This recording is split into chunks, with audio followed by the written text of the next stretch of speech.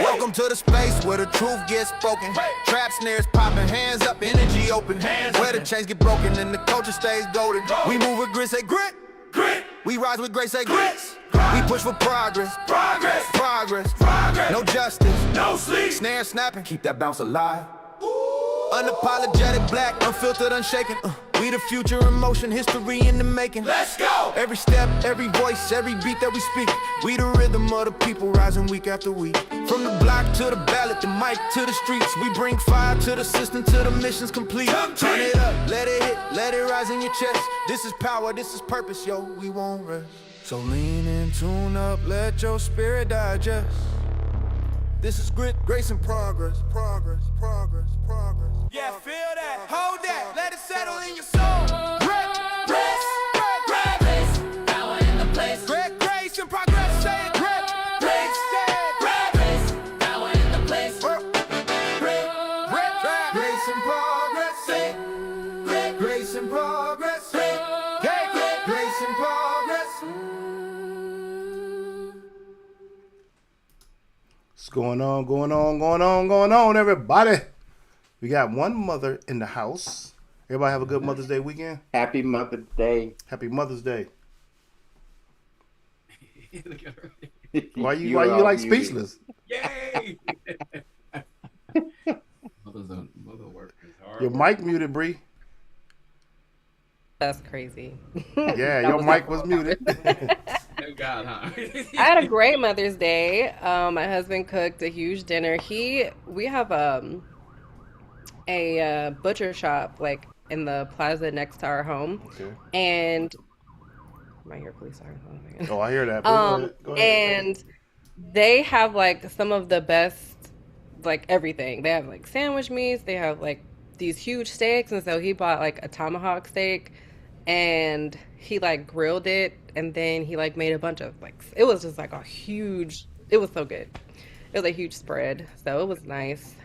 He worked all day on it, and I was like really thankful for that. And my kids, they made a bunch of arts and crafts, and it was just great. I felt really loved. That's good. How'd y'all weekend go? What about you, Greg? How was your weekend, man? The busy weekend, but she has everything. She don't need anything. She don't want anything, but everybody came by. So That's good. you know, my daughter came clean up the house and do those things that she can't really do, and kind of bought her a plant. And at our church, I was worship leader, and all the mothers got to have breakfast. All the men come together every Mother's Day and then cook breakfast in the morning before service starts. So that was really good. Good. What about you, Lawrence? Well, served at church, so did all three services. So that was most of my day. And then went out with my wife and celebrated with her grandmother and the rest of her family. So Okay. sent all my text messages out to everybody and just kind of got ready for my travel this morning. But yeah, it was all good. Okay. Sound good. EB, what about you, man? How'd it go? Man, I got him and cook breakfast. And my kids invited her to lunch that I paid for. Okay. So yeah. And then they made her dinner. So All right. it was all good. That's good. 30 years in, so it is what it is. That's what's up.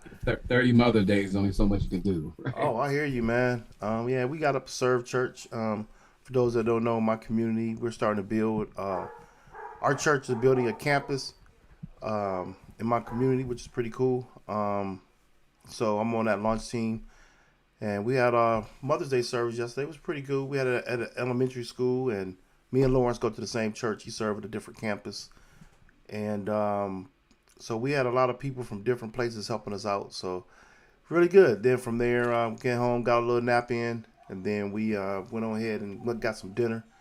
You know, ain't nothing like some Tex-Mex down here in Texas, because that's what they do down here. So, but it was good. You know, we ate good, and then came on back to the house, relaxed, and got up at 5 o'clock in the morning, ready to get that grind in. So, Bria's been like really getting some good conversations with me about a few different things from a woman's perspective, and I can't argue from her perspective. It's just certain things I, as a male, may see differently than her, and vice versa. But I think that she has a lot of good valid points, and I think that her concerns are very true and valid. But then it made it go deeper. She brought this, this conversation up, and I just did, a couple of searches and AI navigations and all that, and I came up with what we discussing in the show. So for for those that don't know, Go look or at the blue that's numbers. on Tell YouTube me that's what it watching us, says. you know, the identity we're talking about. Let me just get the right title so I don't screw it up. We're talking about race, gender, and basically identity of Black Americans. Um, we unpacking the question: who are we first as Black people through the lens of race, gender, lineage, and then diving into foundationally Black Americans and African descendants of slavery. That how that intersectionality between the two, and then whether these identities move us toward reparations and unity or deeper division. And what I've seen through social media, and I've seen it for a while, is that division more so because people are not in the right communities to get the right information, in my opinion. Um, so I'm going to leave it there as I start. Okay, as we go into this conversation, That's the opening I'm giving, and I would like to have first Bria because she brought this topic up. From what we've laid out as a description and framework, go in and run with it. Okay, so first I will talk about just the portion of the conversation where we are Black. Um, and a lot of us have, I feel like, sorry, I feel like a conversation that comes up often, Black people have to come together as a community, and we have to band together to either pass a bill, or we need to get together to hold law enforcement accountable so that we can have some justice in our community. When it comes to education, when it comes to a lot of different issues that impact the Black community, um, a lot of the times we say, well, we're Black first. Let's focus on these issues that impact us as a race first. And so the question that I came up with was like, okay, am I a Black woman first, or am I a woman that's Black?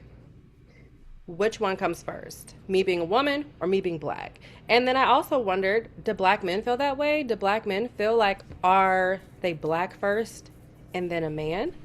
Or do they put them being a man before being Black? And I know that it seems like, well, you have to put them together, but there are a lot of issues that we face separately that absolutely highlight the gender and the race part separately. As far as FBA, just make my way down the list. As far as FBA, I think the initial establishment of FBA, like as the organization, I feel like the intentions are great. I feel like the progress that we want to see Black people have, I think that is the intent of foundational Black Americans, right? But I think over time, the message has been skewed. And I think as of today, we see a lot of xenophobia within FBA. We see a lot of misogyny, sorry, misogyny in FBA. And I think I think the message was skewed a little bit, but I think the foundation was built on the right intentions with the right purpose. So I do think that there's a lot to talk about there, which I won't get into with my first spiel of the day. But yeah, and there's the conversation about the intersectionality between race and gender that I really, really, for me, want to focus on, because I think it's something that Black women have in common that I think maybe Black men don't even really know about. So, yeah. You might want to go behind that. Well, no, go ahead. Go ahead. I want to go. No, I was just gonna say, to separate. I, d- I honestly don't think we don't have the luxury to separate being a black person or a man. I think when people see us, they see all one. Um, and I think sometimes, you know, you want to be seen as a man first, and respected as a man, and, all the things that come with manhood, right? But I think, unfortunately, here in America and probably all over the world, they just see us as a black person first and foremost. I, for myself, I I can't separate the two for myself. Like I am a black man. I'm getting around it. I want to be. I don't even want to say I want to be treated as a black man because that can go either way. It could be a good thing or a bad thing.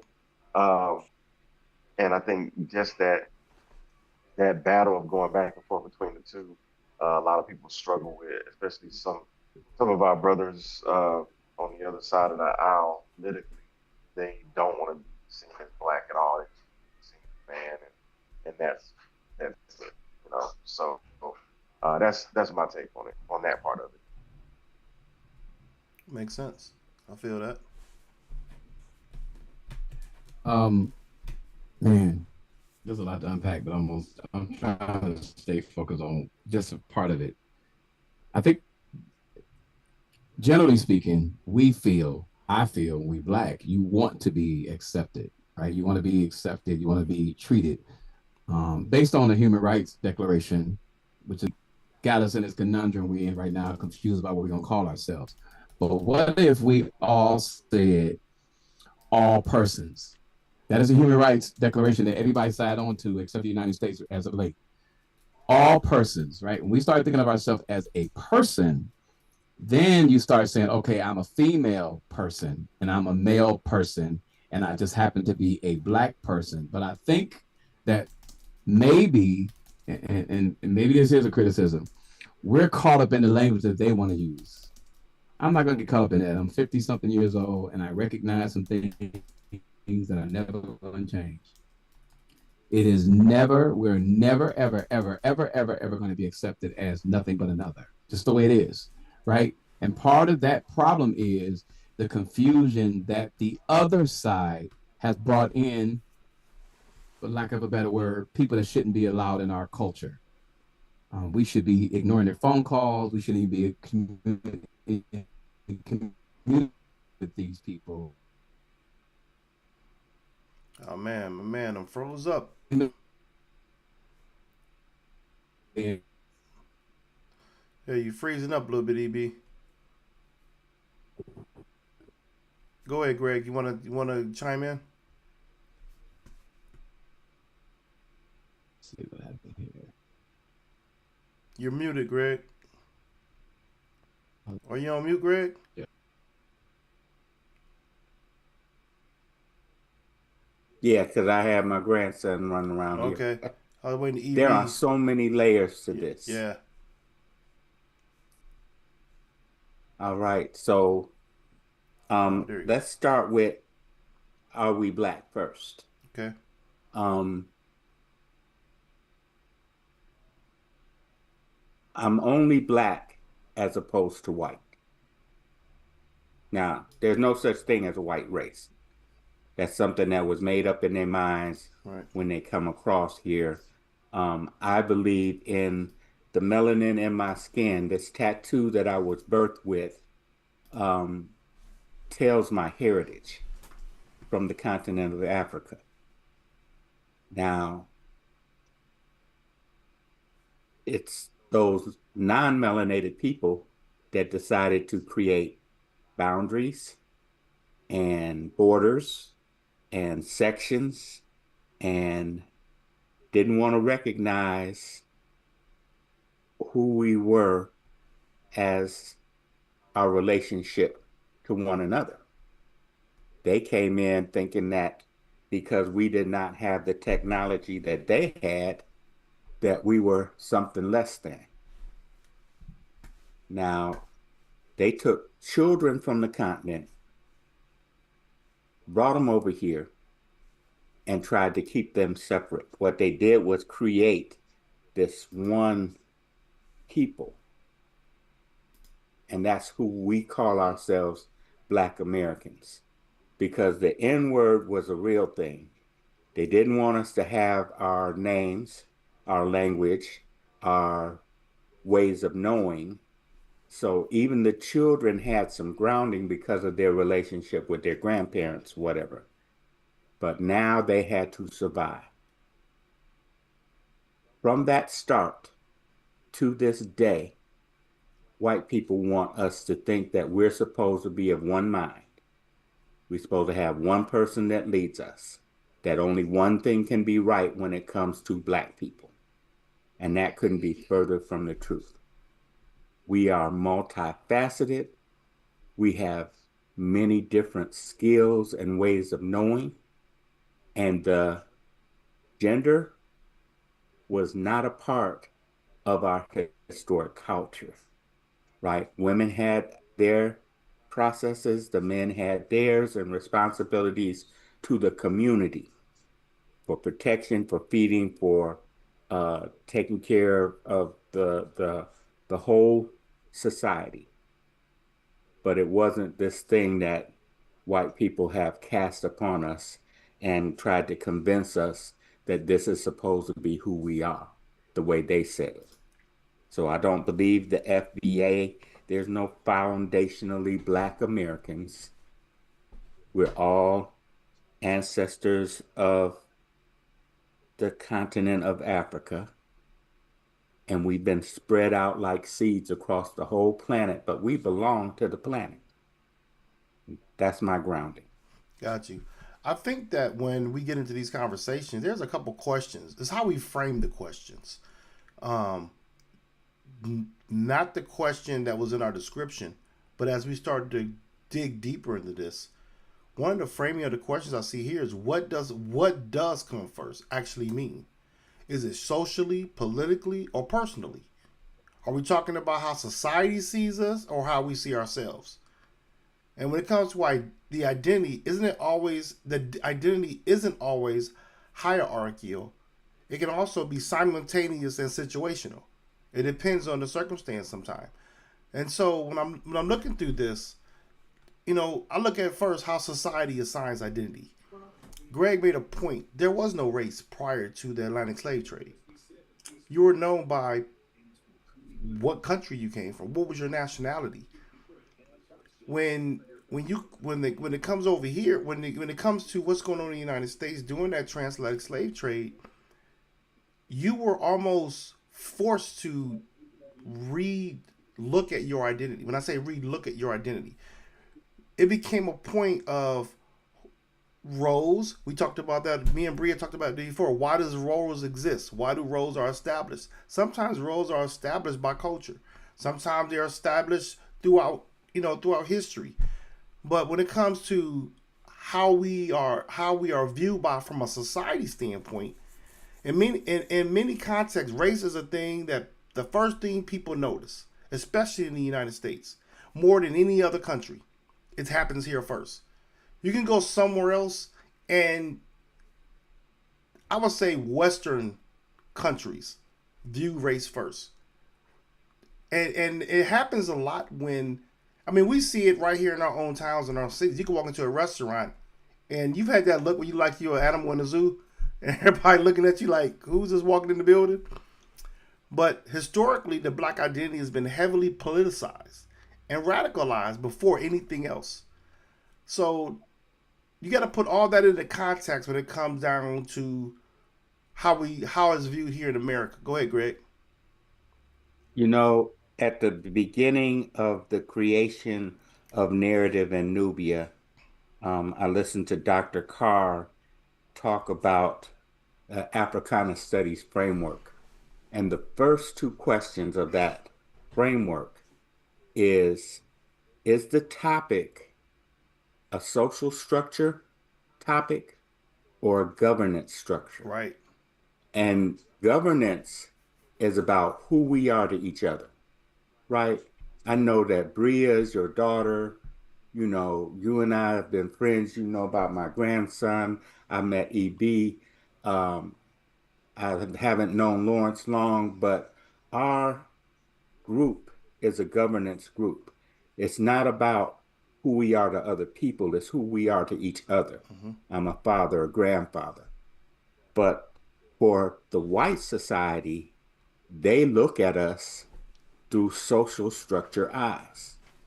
They want to know about who we are to them.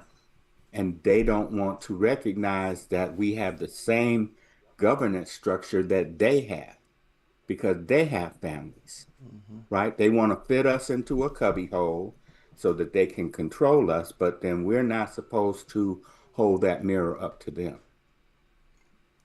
I will say this, if I may. Let's say that we lived in a decent society where race wasn't a thing, where everyone was equal, And then where we wake up. everyone had.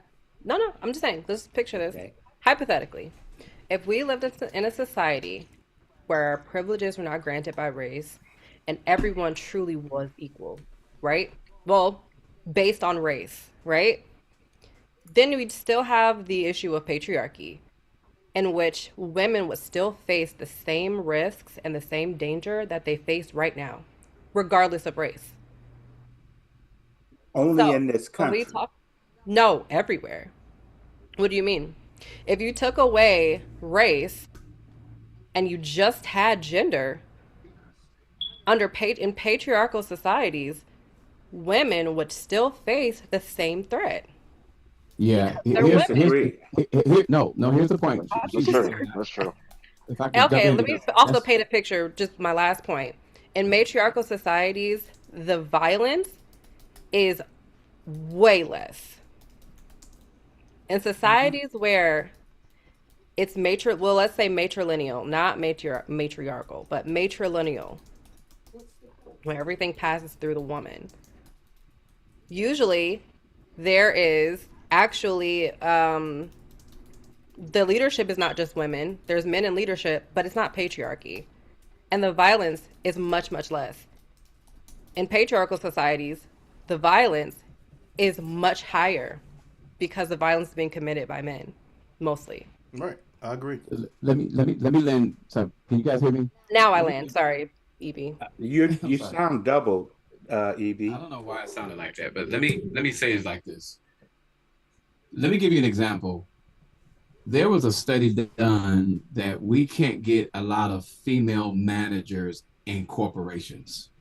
And one of the reasons why we can't get that is because the mid-level managers I mean, the top level managers promote the mid-level managers, and the mid-level managers that became women, if they were black, they were not being promoted.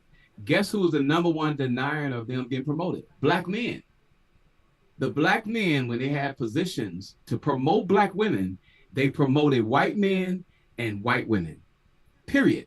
Right? So you can go all around the country and not find a lot of black female CEOs. And one of the reasons why is that because the female still takes a hit, even from the Mm-hmm. black culture, even from the black men who say that we love our women. They still take a hit, right? But see, There's a joke.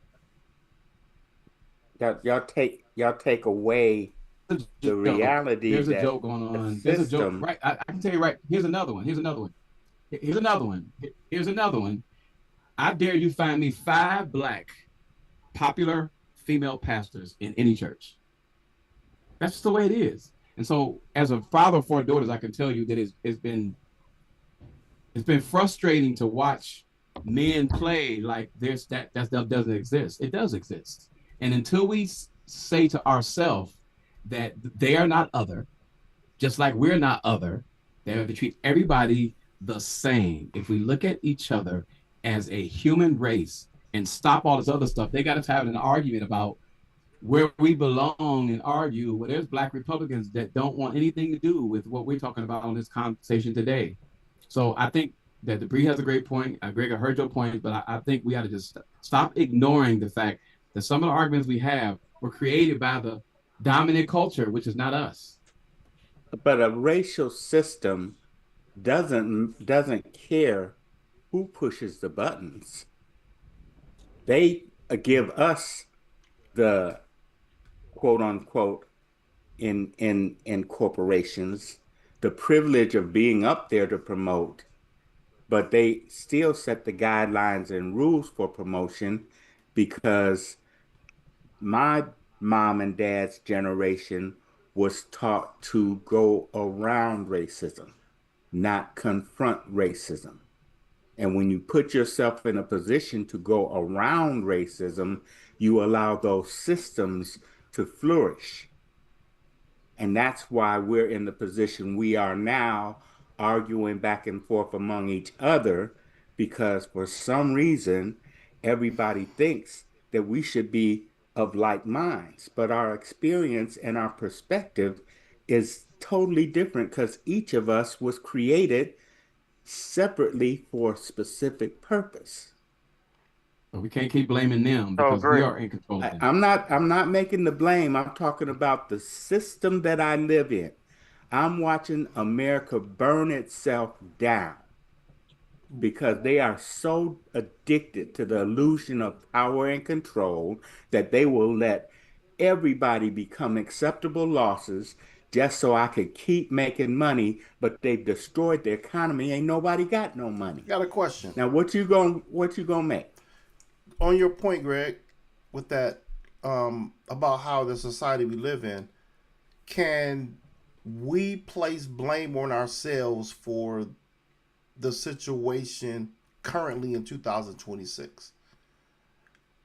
We played a part in how we got here because we're so caught up in our emotions, and you done made me mad, and I don't like you because you disagreeing with me, that we start making it personal, like me and you and EB, right? And then the children, Bria, see us at each other, and they're like, well, damn, I I got a voice in this too. I see this. The reason why the patriarchal societies have come to the forefront is that they push the technology. That's all. The matriarchal societies were the ancient societies. As I studied the Orient and China and Japan, as I studied Genghis Khan and how he put things together, as I studied Africa and the continents and how spirituality was about the gifts of the spirit, and women can have the same gifts as the men when it comes to discernment, when it comes to that technology. But I digress. I'm gonna go back to something. When I want to go back to something that Bree said earlier, and and then I want to circle back to what Greg just said. So, actually, it's all about Greg. I want to circle back because Greg kind of disagreed with Bree, and I don't think we really tackled that. And I'm really interested to see exactly what it is that you found, I guess, flawed in her argument on women and how they stand versus men, like patriarchal society versus that. 'Cause I think I heard you say you disagreed, but I don't think you really got a chance to hear it. But I'm interested to see exactly what you're going to say. I don't disagree with her premise. I disagree with the foundation because she did not go back far enough into history to see where the matriarchal societies had the power. And it was the men who felt slighted. And you want to come back and decide for us what we should do? It's that historical fight has taken place over thousands of years. Are you saying that matriarchy was before patriarchy? I'm saying that Because they existed together in no, they different don't. places on this planet. Yes, they did. Okay, I'm not There saying that were they there were didn't. Right now, areas we of have the planet. matrilineal societies. Right now, matrilineal societies exist. I agree with that. But what I'm telling you is, you said at first it was matriarchy, and then came patriarchy when Are you religious? Are you a Christian? Yes, I am.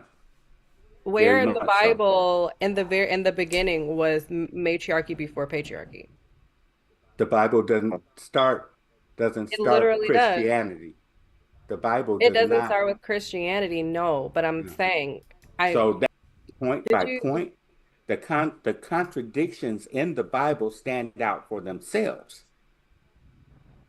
right? So that's Bible what by we're not itself, arguing if you whether look it's at it, yeah, I mean, like even if you look at the Bible and you break it down, let's just start at the beginning. It was Adam, right?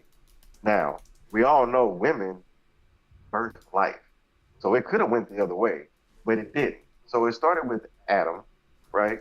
Then came Eve, and you go story after story, and it is basically a history book. There was so much where men dictated everything. Now, yes, we went out, we fought wars, the women had to hold it down at the home while we were out fighting wars and doing whatever. But at the end of the day, once that man showed back up at home, everything, the order goes back to where it was. There's no, I mean, I hear what you're saying, but I can't think of anything other than watching Wonder Woman where women ran things, and that's See, make believe. see, That's not so real. it's not that That's it's not not reality. see, real. see. The It's not that it's 17th not century. real. And We that's have why I never seen argue many. religion Well, because it's not I don't religion. argue spiritual This religion ain't my religion. either. It's not spiritual religion. journey, It's my I'm not arguing spiritual religion. Wait, I'm wait. journey. arguing. Okay, hold on. Let's go. I want to just Let's respond to let's let's something. let's bring it back home for a minute.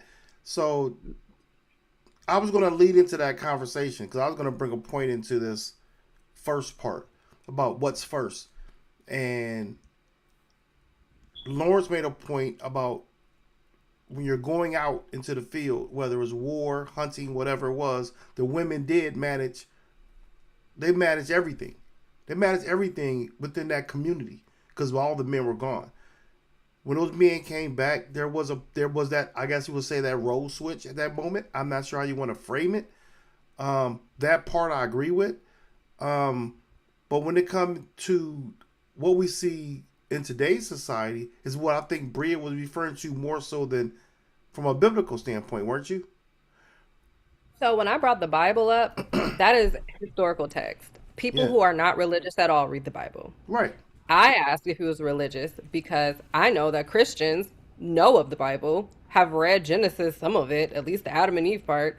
So that is why I brought up the Bible, not to have a religious debate, Right. but to have a historical debate. You brought up history. Well, So so I'm going back to the beginning of time. hold I on, feel Bria. like that's From relevant. that point, you got to realize that Adam and Eve wasn't the beginning of time. That's not the So, beginning of time, no, but so the we, beginning of That so, humanity. that's so, and and you look this at is it. why we man. get this is why we Before humans, No, no, well, no, who no. What only thing I'm saying is that from a writing standpoint, there were conversations about, or there was the culture, the societies, these people that were there living on this land. We're looking at small. Who speaks before Adam and Aramaic? Eve? No, I'm not Who saying, but I didn't speaks say before. Aramaic? I didn't say before Adam and Eve. I'm talking about the writings, Hebrew the way people, the right? writings Jewish were people. done. No, they Who? speak Yiddish, but who speaks Um, Aramaic? Mesopotamian people. Nobody. Like, right. Oh, it's a dead Nobody. language. Okay. I'm like, Mesopotamia. Nobody. Um, Who reads the hieroglyphics? Very few. archaeologists. Was it archaeologists? No, Not all there's people archaeologists understand that. there's people that do That's a understand it. whole language Not of all, but Africana. So- one of the reasons why this is becoming a really confusing conversation is because a lot of Black people have based their history on societies. I'll say it because I was an elder for a long time, because of the church. Period. yeah. That's just the No, way no, it no. is. We're here. We're not here because of that. We're Know what I'm here because saying? y'all were uncomfortable talking about the So, fact so that what if I'm we saying took is, away if there was a I'm race, not that uncomfortable women talking would about still it. be I just getting don't want. assaulted by men. That is why we're having this conversation now. That's why Oh we're here. no. so we Because so that was a big pivot from what I So what, I'm, said. so what I'm saying is that's why the conversation is getting kind of muddled, because a lot of the history has put that up. And so those of us that don't agree with it, and I don't, and not for quite a while, I agree with the fact that in between the 17th and 18th century, the women were kind of in control of things, right? And when these wars started, then men decided to switch the roles back in the early 18th, 19th centuries. So we're talking about us putting ourselves in the same frame of mind as the people that dominated us, when really our conversations are almost totally different, because we are been imposed on through how we think, how we look at each other. When I grew up, light-skinned people were considered to be damn near white, right? That's the way society looked at it. My own group of people in my family said that. So the illusion is we got to fix what's going on in our community. And this is a part of it, right? We're like 6 of us on this call, and we normally agree about a lot of stuff, but we're still having these little skirmishes that happen all around the country right now. All around the country, there are Black people that look at me, what we're discussing we're having now, and saying that we ought to be more, let's say,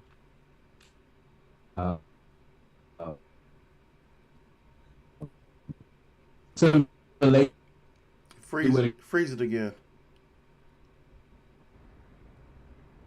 Yeah, his feed just froze. Sorry again. for saying you guys were uncomfortable. No, talking. I don't just think. got I a little don't think. I passionate. think. I got a little heated. My bad. I feel how I feel, and there's nothing wrong with me being uncomfortable. It's not. I'm okay with my uncomfortability. Yeah, but I don't think nobody. I didn't even think that was an unnecessary. No, I don't think nobody's uncomfortable.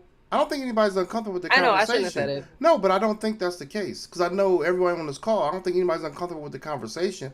I just me and Bree had our own conversation. I think when you can look at it from a different lens, a different perspective.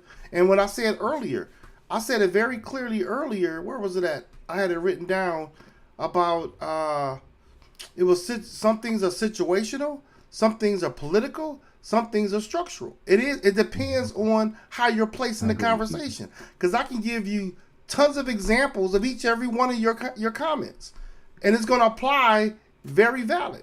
Bree has a great point. Take out race, take out gender in a situation, and Black women especially will be treated the same or worse. I agree with that. No one disagrees with that.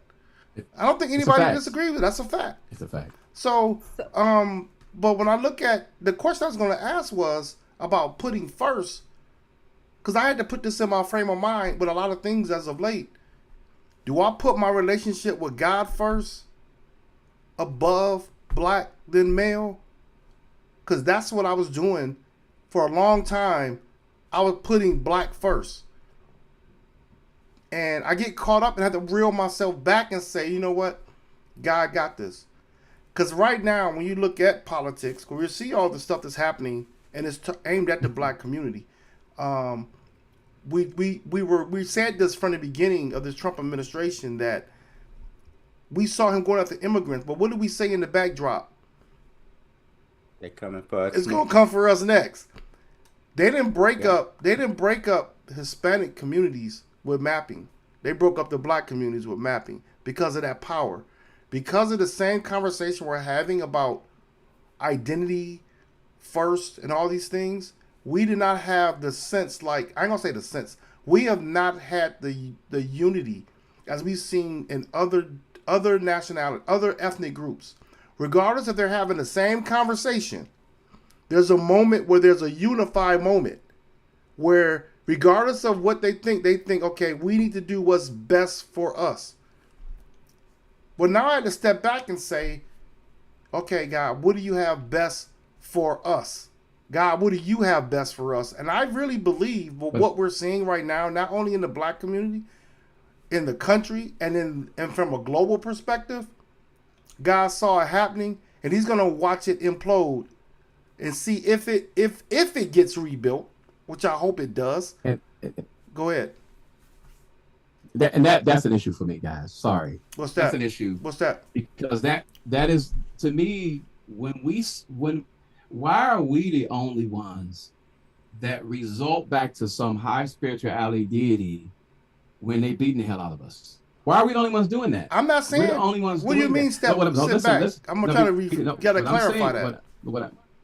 Okay, I'm gonna clarify it. Okay. I'll just go to what the young man did the other day in the house in Tennessee. Yeah. Right. The amount of comments that brought it back to God, I wanted to go through the comment and grab each one by the neck. because every time there's a fight and they bring it to us and we say, do it again, somebody in our group, in our culture say, God got it. No. That's not what I was referring to, though. Sometimes You misinterpreted no, what no, I was no. saying, though. So, okay, maybe I did, but Sorry. that I theme agree. comes up over and over and Yeah. over and over and over again. And what I'm saying is that if we don't think we're black first, keep living. You're black You first misinterpreted all day totally. long. Don't have that luxury. No, The no, reason no, why no. men Hold can up. That's a separate. misinterpretation because Okay, go ahead. I will applauded Justin. What's his last? Can't think of his last name right Justin Jones. now. Jones. Yeah. I was on Pearson. his side with his response. I'm Pearson. not saying exactly the language, but the way he stood up to that police officer in his face. Justin Jones about to go to blows with that cop. I was on his side. But when I said about what God is doing, I'm saying is He allowing all this to come into vision. Without what we've seen over the last 8 to 10 years, we will still be going in the circles we were 15, 20 years ago and farther back. It's in our face. That's true. It's in our face. That's why I said about regardless of what you like, the unity has to come to say what's good for our best interest and in a unified sense. The debates can handle on the sidelines, but at this moment, it's not about the division amongst each other because you will go to blows. That doesn't mean God doesn't have a plan with all that in the midst of all that. That I do believe. He ain't none of this surprise to him. He saw it before we saw it. Go ahead, Bree. I'm sorry. I agree with EB on this. And the reason why I agree with EB because we can know that. Sorry. We can know that and we can have faith in that and believe in that. But when it comes down to action and it comes down to when things happen to us, we do have a way of we God's got it. It's all in God's plan. It's just a season, right? But then also we rally, we organize, we do the protesting or we do whatever, and then when the event is over, we fizzle out, and then we just go through the same cycle again. Historically, yes. And I feel like as a community, we have to stop doing that. But yeah, and to what EB said, we're black first. I think that men have the ability to say they're black first because they still enjoy all the privileges of patriarchy. Not all of them, because I understand that as a black man, there are some privileges in patriarchy that you don't get to enjoy. However, for the most part, as a man, you still are afforded the privileges of patriarchy. Why is it always I women agree. who have a say in telling men what it's like to be a man? Do you agree that we Because live in patriarchy? Yes or no? I did not feel any Gregory, of all the patriarchy that you talked about in my lifetime. okay. I don't know what your life experience has been, but I'm saying Because my mom and dad, my, generally, outside of you, patriarchy exists. but we Yes or all, no? yes, patriarchy exists. What do we live in? Are we in a Outside patriarchy or of no? you, outside of everybody in this place, patriarchy exists. And what is Okay, it patriarchy? exists out there. What is patriarchy? Now you want to debate me. Yes. Okay, I'm not going to debate you About about patriarchy? my personal I'm not debating your perspective. personal experience or perspective. Every question that you aim back at me Yes. is about my personal perspective because all I'm talking about is what my circumstance, what my history, what my life experience has showed me. Your Now, anecdotal experience does not speak for the general population of men. neither And does there, yours. exactly. That's why I'm speaking outside of it. I Okay. actually haven't brought You're up a not personal speaking thing about outside of it myself. just because you I've say brought it in nothing general. personal or anecdotal to the table. I am bringing you general facts. The entire conversation has been very general for me because if I do anecdotes, then that means I'm centering myself, and it doesn't apply to other women. It doesn't apply to the general. I mean, you could live next door to someone who enjoys all of the privileges of patriarchy. Just because you don't doesn't mean most men don't. I'm telling you that most men do. This That's why it's called a society, this patriarchy. United States of America was built on patriarchy. Yes, and racism, Every obviously, but patriarchy. system, Yeah. every system, every technology, every way of learning So, Greg, I'm trying to throughout. figure out why is that a disagreement in what she's saying, though? Yeah, you agree then. So tell me why, Greg. I'm kind of mixed up Because now. it's not just the patriarchy. What else is it? It's the Okay. whiteness. Patriarchy. Patriarchy is a social system where men, masculinity, and male authority are given more power, legitimacy, protection, and influence than women. Let me do that last part. Power, legitimacy, protection, and influence than women. So, in what They world brought that does over here. do men not enjoy the privileges of patriarchy where women must separate themselves from their identity as far as race But black because they're men women were first? never allowed to be men until emancipation. I got Okay, a. but That part, Greg, today, but do you that's When still they were brought enjoy? over here, Let when they Lawrence were go. brought over here, they were just as much We chattel hogging the as conversation. the No one is women. arguing that. No one is saying that they weren't. Okay. No one is disagreeing with you on I that. think. What I I'm saying think. is that's why today, I think if you. we stripped race that's why down, Greg, you would still have the privilege of being a man.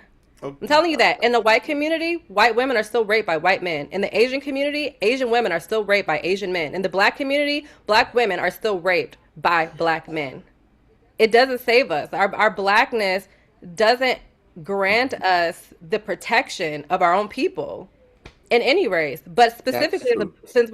we're being anecdotal, I'll say That's specifically true. as a black woman, I can only speak from my experience as a black woman. Yeah, something, But as a Lawrence. woman, Hold I on. do think that in general, we have the right to have those concerns and that I agree perspective. You're with the right. concern.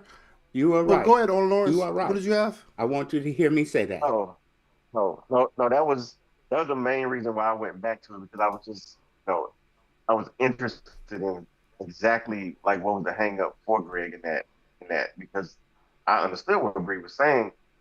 I don't see how I just don't understand how we can disagree with that because everything that I see, everything that I've seen, it is truly a man's world at the end of the day. Um, I mean, there's not anything that I can say that women just took the lead and the men stood back and allowed them like it just I've never seen it, and that's why I brought up the Bible because I'm just like, well, shoot, some of these stories I read are disturbing, and this was during a time where this was how things were structured. This was how things were set up. This was before black versus white. This was Protestant versus whatever at that time, but it wasn't racially driven, right? And I think Greg, I think, and I don't know if this is true. You correct me if I'm wrong, but I think you're thinking that there was a way that in the white world how they did things, and you're saying maybe in Africa where we're from, maybe that patriotically wasn't as strong. I guess is what I'm thinking you're trying to say, but I'm not sure exactly how you're trying to put it. Very, very much so. In African cultures, patriarchy was the thing that eventually allowed us to become slaves and to be trafficked.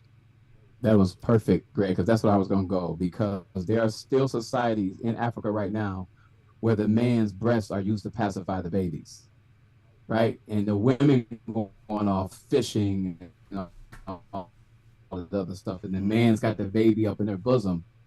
The patriarchal society found itself in this overall society in the 17th and 18th century. It was brought over, Greg's correct, by them.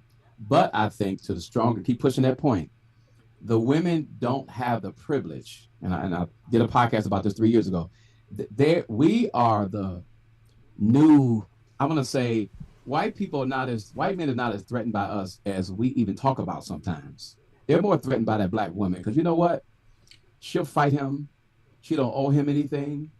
she don't give in too easy. There are mothers, right? They're the ones who had us in hard times and didn't have any money and had strong. They're very strong. In fact, there's pictures of Barack's wife on a magazine with a shotgun, trying to say she's bossy and all this other kind of stuff, because that was the way that people scared them.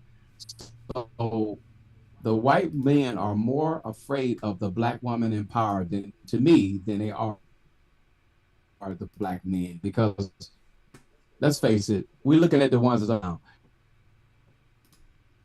I agree with you to a certain extent. Only thing about it is that I think black men are a threat to society. When I say a threat to the power struggle, the if you look at what happens, and I'm not looking at it from a patriarchal standpoint, I'm just saying from a if you look at politics now, you see people probably couldn't name vocal black men in politics now versus the black women that we've seen over the last 10 years. Black women have, and the thing about it is that, and the thing about it is that that's the leadership part that black women possess. That's what they hold. Black women have this leadership quality in them, and that goes all the way back to our slavery times. That leadership role. Now, when it comes to men, I think, not saying that they were better leaders, but because of the fact that people look at a patriarchal type society that we're in, they fear black men. If that was the case, they would not remove them from so many places of power. It happens all the time. Goes all the way back to our civil rights leaders who were eliminated. It was because of that threat. I'm going to challenge you on that, okay, Mars. Yep. If that's the case, there would be less of them in the House of Representatives than are black women. How many black men are in there versus the women? Right? The black women, they're going to get, heck, what's the last count? They got 2 black Republicans out. They're going to get them out, right? Even the black, let's say, I'll put both parties in, right?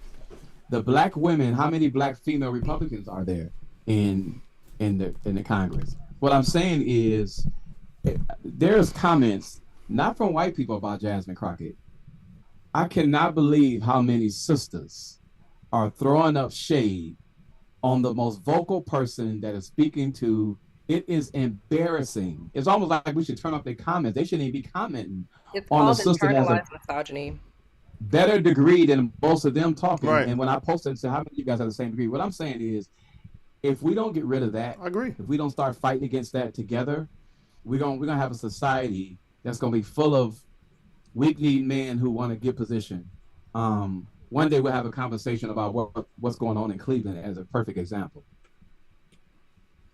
Right, Greg? Mm-hmm. That's right. No, I mean, it was an interesting conversation today, and thank you, Bria, for bringing this up. It gives you something to think about, and I still go back to one of my earlier comments about the unity part. Yeah. Because we're not a monolith, is what Greg was mentioning earlier.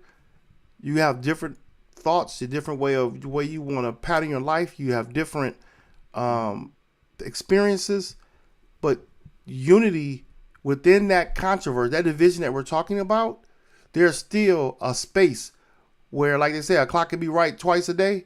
It's to be a spot in that space of division that there's unity where you can look for, especially in our country, because you got to do it through voting. It's not going to happen without that. It's not going to happen through politics. It's just not. That you can unified on things that are for your best interest. Now, if you're looking at people who are saying that are like on the extremes, left or right, of what's for our best interest, those are outliers right there. That's something that you're gonna have that. But I'm talking about for the vast majority. And if you look at when we mentioned earlier, EB was mentioning about the number of men that are versus women that are in the House and the Senate now. What I noticed was that the quietness of the men versus the loudness of the women in their leadership roles. That's not just by happen chance that these women are like that. That's part of our history. in that sense. Right. That's part of our history. You can look through Now, if you want to get back to the Bible, you can look at the women that were vocal in their stance on things versus some of the men. I mean, it's there. So now, I don't want you to misunderstand. who? I support black women. Oh yeah. I support black women and the power of black women. I support their fight against patriarchy. I do not condone rape. I do not condone misogyny, but I have my own character flaws. And in my journey over the last 71 years, I've seen a lot of different things. I know that you weren't trying to be personal, but a trigger for me is the person that says, well, just look at the Bible.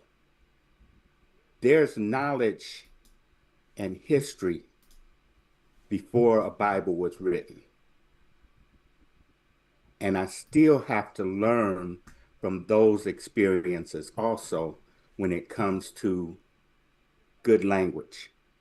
And that's what I don't have is always the right words for what's in my heart. But my conscience is clear, and I vote my conscience. And that's what I think most black men should do. Stop trying to look for somebody to agree with me and just do what your spirit tells you. And what's in the best interest, like Mara said. I think that actually is everything, right? We That's a look at each other. discernment. That's a discernment. Yeah. I look at my daughters before I pray. I look at my wife and my kids before I go vote and say, what's in the best interest for them, right? What's in the best interest? The amount of men who admitted to me they were not going to vote for Kamala because she prosecuted black men in California. It was unreal. Unreal. And these are intelligent people that I respected a lot, right? It wasn't because her policies, they didn't even know half of them, right? But because of that. And to me, that's a problem. She don't need haters outside the race. She got too many inside. It's sickening. Why is it specifically her? Why we can't have, and then we put leaders, especially in places like City of Cleveland, that are so flawed they shouldn't even be running for office. But we go vote for them at 78% voting rate. Well, so that's what I'm saying. I just think we need to change that. How do we change it? I don't know what the answer is. You're right in that, but also you got to look at what the real numbers are. If you're looking at what black people did, 90-something% black women voted for Harris. Nearly 80% of black men voted for Harris. So the small numbers of those who didn't, that was small. That wouldn't have made that much of a difference versus the 90 million who could have voted who didn't vote at all. That's where your numbers at. That's where the failure happened with those who didn't vote. It was more people who didn't vote that did vote. If you put it in that perspective. But and you are correct with those that criticize her over these one issue type things. Those weren't for your best interest. I vote for Democrat, I voted for Republican at times. And I can count on all my fingers when I voted on a one issue policy that I regret that I did that. I regret voting on a one issue policy. And that's what happened over the last 3 elections. The last 3 elections were one issue policies. And it caused problems within our country. We see it right now unraveling before us. So, what you got, Lawrence? You scratching your head, man. I see it. He's very There's a lot. I mean, you brought up a good point, especially millions of people that chose not to vote. And ties back into our conversation. A section of those people, because she was a woman, they weren't going to vote. A section of those people, because she was black and a woman, they weren't going to vote. And a section of those people didn't like Trump or her and just was like, forget it, I'm out. And that ties into exactly what we were talking about. It's I think if Kamala was white man, have a different outcome. Yeah. You know, there's only one Obama. Now, I've all as a child, I was like, yeah, there's gonna be a black president. Then it happened. Now, I ain't gonna say lightning gonna strike twice, but hey. The other Um, thing too was Kamala ran, Hillary Clinton ran. hmm Both And of I those thought women Hillary was lost. gonna win. Yeah, I thought Hillary was like, okay, And they the gonna let worst, anybody come here. but what makes it worse is that Hillary Clinton lost to Donald Trump, even though both women are way more qualified than Donald Trump. But you can argue that race was why Kamala didn't win. You can argue that. You can't argue that with Hillary. No, That was patriarchy. because she was a woman. Yeah. That is we're talking about Hmm. patriarchy. Yep, it goes. That is Yep. it. And Yeah. whenever the argument comes up of white privilege, I again point to the presidency. That is it. There's no better example That's right. of both of those things That's Mars' point. than Thank God the it's current happening now because we get presidency. to see it. Yeah. Yeah. So I do think that it's relevant. I think that, and I also think it's a valid point to make that, especially for women, we can actually we can look at every culture, every ethnicity, just about, and say that they can separate the fact that they are a woman and their race or their ethnicity or So whatever community they're a part of. They are women first. It's not separating. It's not separating. I'm sorry. I don't mean to say separate. But being a woman actually is first. Being a woman is actually what matters first when it comes to how they're treated in society. Absolutely. so what happens? I mean, I'm just throwing this out there. What happens if? Okay, no, this would be a better question. What do you want to see different, Bria? To me, Yeah. What do Society you? as What do a you? whole, No, or Bria. What do you I like want to the see moral. different than what your argument or your debate is? Yeah. What do you want to see different? I would love to see women being protected. Okay. I would love to see women actually being protected rather than hearing how marriage is going to protect them or hearing how whatever else is going to protect them saying it versus actually seeing it. When we look at how Black women have organized and have, I mean, every big movement that you can think of in the Black community, women organize that. Correct. Whenever it comes down to police brutality or any kind of racial injustice, women organize for those movements. Women organize for those rallies, for those protests. They organize for that. We don't see a lot of Black men organizing movements for Black women who have known issues in the community. Anytime you see, so for example, there's a Black infant mortality walk that happens every year in Kansas City. That is organized by women. There are no walks really that I can think of, especially that are like nationally known here for the maternal mortality rate. I haven't really seen any rallying for the women who suffer from domestic violence, which is well above any other demographic of women. It's going to be Black women that suffer from it the most. Just a few weeks ago, we had like a whole week of stories about Black women that were killed by their husbands. And these are not like I mean, these are the former governor. We're talking about, I'll even bring this up. I think it was like 10 years ago or so. A teacher at was Shaker Heights High School. She was a teacher. Was she at the high school? But she was murdered by her husband, who was a former judge. So it's not like, you can't, this is not a class issue. And it's not even really a race issue. It's a gender issue. Right. Because the way that I'm highlighting these things that happen to Black women, these things happen in every other race or in every other demographic Right. to the women. The same numbers, same type of numbers. Well, Black Yeah, women numbers are are going the to be same. more likely to yeah. experience it because of socioeconomic reasons that are not Black men's fault at all. That's not your fault at all. It's a systemic racism issue. We know that. But in other races, they experience it as Yeah. well. So I do think that what I would like to see is the real true protection of women.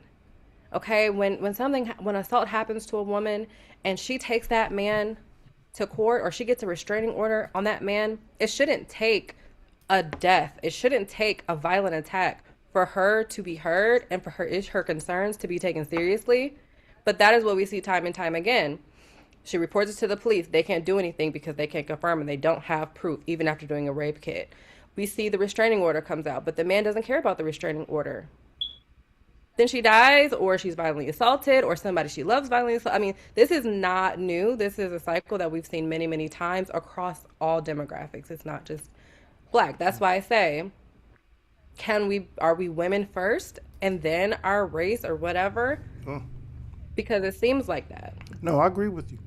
I mean, I have no It seems like our disagreement race with and you, our but association doesn't protect but us at all. one thing I said earlier, and you validated that just by all your stats with who does the marches and the protests, who speaks up. I said earlier that women have that leadership in them for those things for community. I said that from the beginning. It's been like that historically. I'm not saying that men should step up in those areas, but I think that we can put a balance on what men and what women do and don't do. We can have that debate all day long, but You don't think that men should step up in those I didn't say areas? they shouldn't. I never said that. I said we can have a You said debate all day long about what a man and a woman should or should not do. That's all I'm saying. I'm not saying that they shouldn't step up. Men should step up, but we can go in and out on those type of things of what one should and should not do. Right now, we're talking about gender, black first or gender first. Everyone's on your side. No one disagreed with you on that. No, I And the know. only thing I said, you said, Pointing why it don't out. men step up and do this thing? No one's disagreeing they shouldn't. All I said was that women have been known historically to do these things, I think, because of that leadership quality in those areas. I really do. And we've seen it all the way through. We just watching it in the last, like I said, the 10, 15 years in politics. It was women that was making the movements. It was women that was pushing these policies. It was women that was talking about the Voting Rights Act long before the 2013 when Justice Roberts changed up the second what is it, the 13th Amendment, Section 2 about racism when you come to remapping and all those things. That was talked about back then. So women have been in the forefront of these things. Women was in the forefront of the civil rights Can't it movement. also What's that? can't it also be as I look for simple solutions to things. And at the time that these women were organizing back during Fannie Lou Hamer Day and Martin Luther King's Day, my dad made sure that my mother never had to go to work. They were at home, and the women gathered together and did things and planned things. And even within the church, a man was to be taken care of to do some planning and to do some support. Well, they got the household too, the kids, My bro. free time, Oh my gosh. yeah, but Boy, saying as a perspective. That is not how I'm that just works. saying as a That's perspective not how because that works. people always say, well, Mm-mm. why isn't it this way? But hindsight is always 2020. You can always see the flaw after the fact. When you have to make choices in the moment, what choice are you going to make? I choose to protect the women around me. That's what my father did. That's what was passed down to me. And that's what I taught my daughter to expect, and don't settle for anything less. If they're not going to respect you, you don't need to be around them. So the thing I not take issue with, sorry, because I know we're not debating. I'm sorry. Um, there's two things. One, you suggested that if you're not at work and you're at home, you have time to organize protests, whatever. As if these women did not have multiple children. As if these women were not being essentially a domestic engineer because they were engineering their home which takes a lot of organization, a lot of project management happening, right? I forgot my other point. Like Wow. the men don't. Well, when you put it like They that, don't you're have to saying, matter. I well, mean, Greg, you you said got if you're at work, if you're not at work, so what is she doing? Is she not working? Are you suggesting that the work done at my home is mother. not My mother was in the PTA. She was on the board is that of not work? a lot of different things. She was going to school once her children were in school all day. She went to school to get her degree. She Hmm. did nursing. She worked while my father got his skilled tradesman Hmm. and helped. Sounds like she was I a mean, hard worker. it and it's a marriage is a division of labor. It's what are we going to do to support each other's dreams? And that's what we don't have in our society is relationships where men and women are both pulling together at the same time in the same direction. I see happily married men here. I see men that take care of their family, engage in discussions, even reflected through you, But I want to make it that clear that a that man's your job is household. not to protect, provide, and leadership. That is something that has been conditioned into men through that is societal conditioning, okay? Because at the end of I, the I day, don't I live whoever in a is, society. I How know, am but I I'm just going to letting live in you a know. society and not let it condition me? Explain to Exactly. me how I can do Exactly. that. So we need to recondition is what we need to do. We need to break away from those roles. We need to break away from the ideology that a man's purpose and the only purpose that he has really is to provide, protect, and lead his family because is what drives patriarchy. That is what drives men to believe that women that they're entitled to a woman's servitude So because how can women, they how provide, do protect. women help that? How do Oh, I women have a help that? great example for you. You need to adopt some ideologies of feminism. That's what you need to do. Okay, you need to become a feminist. Okay, okay, that's how we fix that. That's how we fix that. In fact, you can be an intersectional feminist.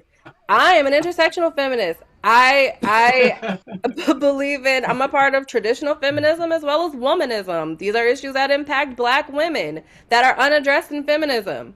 So yes, if you really want to know how to fix that conditioning, you Show become a show me feminist. show me some other 71-year-old men that do that, and I'll be Exactly. right there with them in the support group. Exactly. That's the point. That's exactly my Now point I show right think there. just Greg answered. show My that to point, me, and I will my be there point with them. is when you I have, think my Greg point is answered it. when you are unwilling to change and you are unwilling to, that's this, so this is the thing. I kept hearing, we're agreeing with you. What's the problem? We're agreeing with you. What's the problem? The problem is underlying in your responses, underlying, I'm still hearing the patriarchal bells ringing. What did I say that was patriarchal? Like,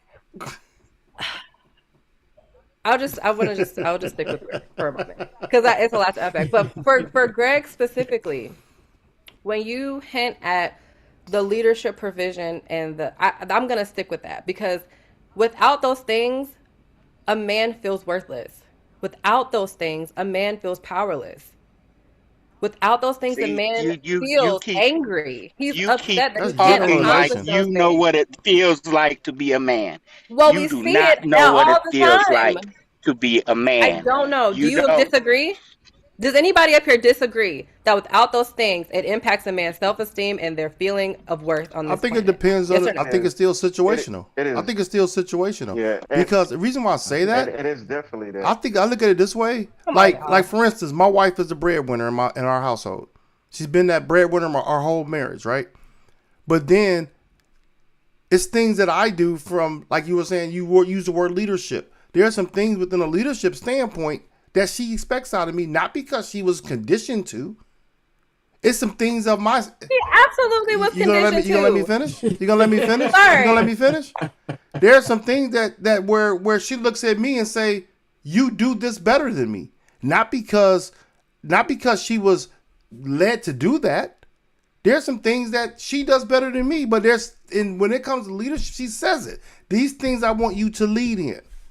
Like, not because she can't do it. She says I do it better. Is that That's a different is that conversation. patriarchy? If no, that is balance. Uh, That's called egalitarianism, yeah, and yeah, that's that's great. balance. Yeah. That's balance. I That's great.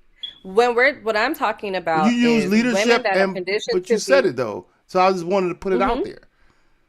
Leadership.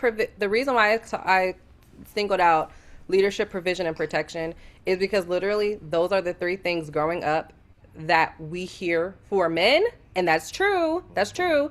And the things that we hear for women are nurturing, homemaker, the kids, that responsibility bearing that falls on you as a mom. There are gender roles defined. Like, we are not going to sit here and act like gender roles have not been No, we're not. defined. We know. Like, No one ever said that. they have. No, I'm because me speaking from me, Greg saying that I'm not a man, so I don't know how a man feels. I'm not trying to say how a man feels. I did say that, but I'm sorry about that. I'm not trying to say how a man feels, but I'm just saying what we know of society today. These are not new concepts. Okay.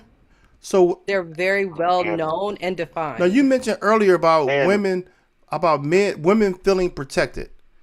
Also, Hmm. you just said that you wanted men to protect black women more, but you just said also that protection is one of the things that's a patriarchy. No. What I said was men who think that their sole purpose is protection, provision, and Got you. leadership, that enforces patriarchal, Okay. or perpetuates So patriarchy. women, That's how that goes. go ahead, Lawrence. that goes into a generational thing. Like, you know, I can tell, there is a gap between what Greg thinks and what I think. And we have 20 years of whatever of age difference Mm-hmm. between us. And me, I grew up women everywhere. Like, there was not, unfortunately, I didn't have a lot of men in my life. Father was in and out. Grandfather was probably my both my grandfathers, they were like the sole men in my family that I looked up to. And so being raised around a bunch of women, and now I have two daughters, probably the one feminist here on this panel besides Brie, where I understand exactly that's why I agree with most of what she's saying, because I get it. And unfortunately, some men think, and I hear it all the time, and even my generation, where they will say, well, you got clothes on your back, don't you? You got a roof over your head, don't you? Like, it's like, if I don't bring in money, I don't have value. And I think men keep dropping the ball on this time and time and time again, where it's not about because I have muscles and I can carry the heavy boxes and I can put furniture together and I can change the oil and I can pay the bills and I do all these man things. Sometimes a man needs to lead with a softer touch, and also a man needs to go out in the streets and lead. And I don't understand why women are taking most of the work when it comes to getting everybody I agree. together and going out here and like, it's always I women. agree. If you go to church, it's always women leading everything in the church. There's a man up there telling everybody, you know, how to do the things as far as being a Christian and preaching, and it's all about Jesus and all the things. But then there's women behind the scenes handling everything. No, you're right. Amen. And I just don't understand why it's like that and when that switch. Now we can go back to the cocaine epidemic. Like, we go back to so many different things where all of a sudden, even slavery. Now all of a sudden, where the man was beat down and devalued and things like that, women didn't have a choice but to step up. So now they've been conditioned. They've been conditioned in a way to be more masculine, I guess you could say, and take on these roles that they're not designed to take. And so they're taking on these roles, they're taking on all these responsibilities. And yet at the end of the day, we can all we have to say is, well, the lights on, ain't they? It's not just that. It doesn't start and stop with, I can defend you with my fist, I can carry all the heavy furniture with my hands, and I can feed you and provide for you with my job. It's not just that, guys. It's just I not. agree. And from from the older generation to even today's generation that I'm a part of, is Gen X, it's still the same. And I think even now I feel bad for my daughters because, Lord have mercy, these little boys out here, I don't know what their thought process is. It's like, it's not mine, it's not Greg's, it's something else that as a woman, I'd be like, Jesus, I have to do it all. And unless you get that one man that had a father like myself, or a father like Greg or AB, or you know, or Mars, like that was going to instill in you certain qualities as a man to respect your woman, to be a good father, to show up every day, whether you're divorced, whether you're married. Show like my children, I'm divorced from their mother, but I show up every day and have been every single day because He I was a had in good my dad. mind, I I'm, witnessed I'm him. yeah, yeah. I You're a good tried. dad. I was not going. I was not going to be like my father. I swore from a little child. I remember I looked at him. I said, I'm not going to be like that. Now, did I fail as far as staying with the marriage and stuff like that? Yes, I failed that part. But I was like, but my child will never say that my daddy wasn't around. But I think as a man, as men, we have to do better and stop putting so much of a burden on our women, thinking they can shoulder so much of that load because they have to. We have failed them generation after generation, and I think that's what Bree's trying to say. And I get Greg's side of it, but unfortunately, I'm a girl dad, Yeah. and I understand exactly what he's saying because I don't want that for my Right. daughters. I don't want them to have to be the man of the house and everything else. I don't want that for them, and I pray that they find somebody Yeah. Yeah. that is going to stand beside them every single day and give them that strong touch and that soft touch at the same time. Right. I think I agree. We're gonna have to I was on a go. panel once. I was saying we're gonna have to wrap this up. It's 8:30 right now Central Time. I think it's a partnership. I think Greg. I think it's a partnership. I Yeah, think it's I a was gonna say partnership. I think partnership is that's everything. Because in my house is yes, right. I got very strong-minded girls in my house, and I don't have issues. But I can tell you, there's times where I go, I don't have to have the answer. If they got it, I'm okay with that. Right? That's something you learn when you got strong-headed women in your house. You Yeah. just learn to do that. Otherwise, you're always looking at things differently. So thank you for bringing it up, Bree. Yeah. As well, always checking us. So Yeah. She we know need to. when people came, if a guy called the house for her, I had one thing. break your fingers. I'm serious. I told him that. Didn't I? I can't. Oh, I Made think my you said this own. recently. I don't know. Shoot, I'm like, hand me the phone. Let's talk. No, That's because right. again, That's we were right. talking about that, that mentality you mentioned earlier about women and the attacks they get on them. That was my concern as a dad. Yeah. But let's if we could do this in like 15 seconds each person, close out like your last words or you know your bottom line for the day. Cause I'm watching my Cavs and they up by one in the middle of the top of the third. So I want to. You better hurry up and watch it because things could change. So they only up by one. They came back from behind. So Bree, what's your last word on this? I'm never really good at these, and I have the entire show to think about it. But I'm never really. I'll just say this: it's worth doing the research. It's worth doing the research. It's worth women researching the things that Black men go through. It's worth researching for men. It's worth researching the things that Black women go through and unaddressed issues that Black women have in the community. That will make us stronger if we understand each other's issues. Um, that's really what I would say.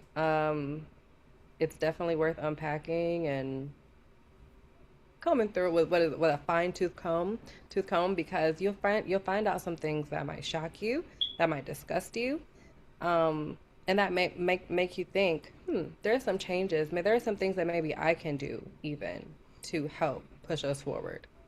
Because the goal is the progression of the Black community. The goal is to keep us progressing, and I think that understanding each other will get us there for sure. She got Lawrence.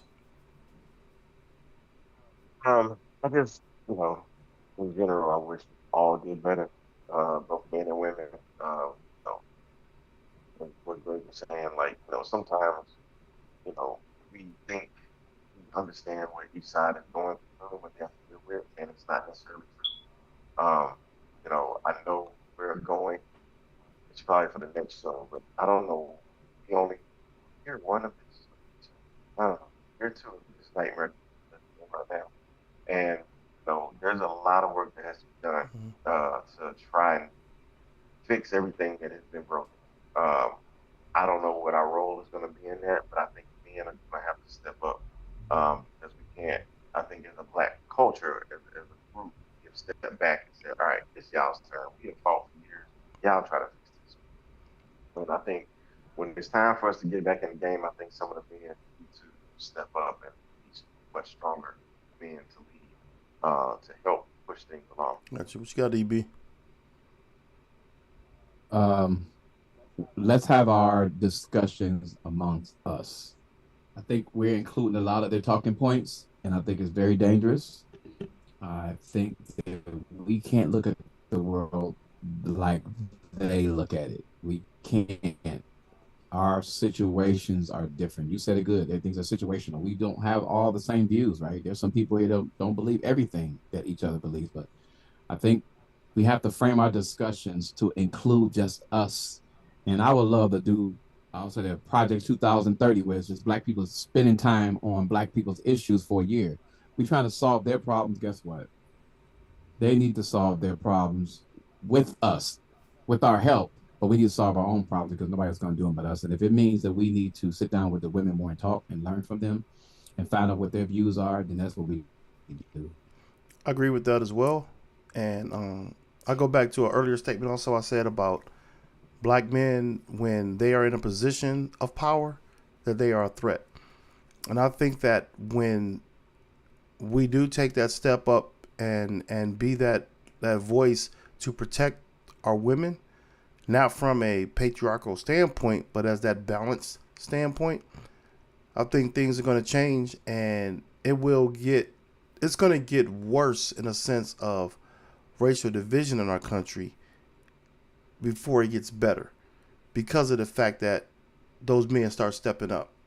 When I say step up, not step up from just because they're going to be the loudest voice in the room. I'm saying a step up with resistance, where the women has been our voice of resistance.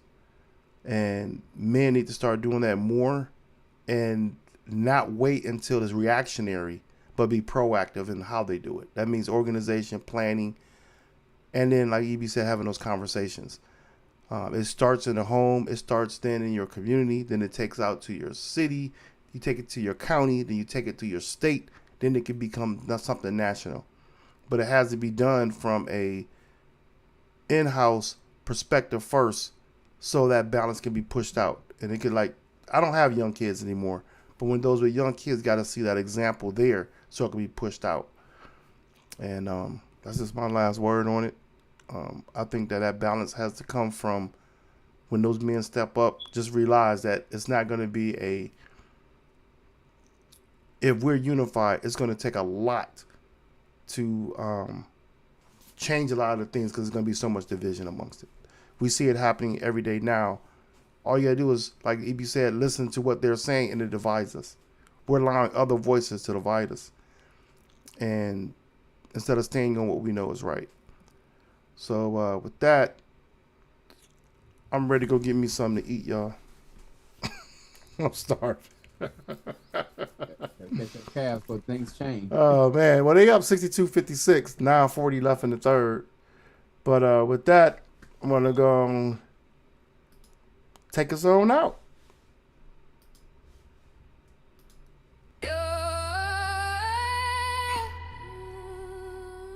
Yo. GGP, y'all ready? Yeah! Welcome to the space where the truth gets spoken. Trap snares popping hands.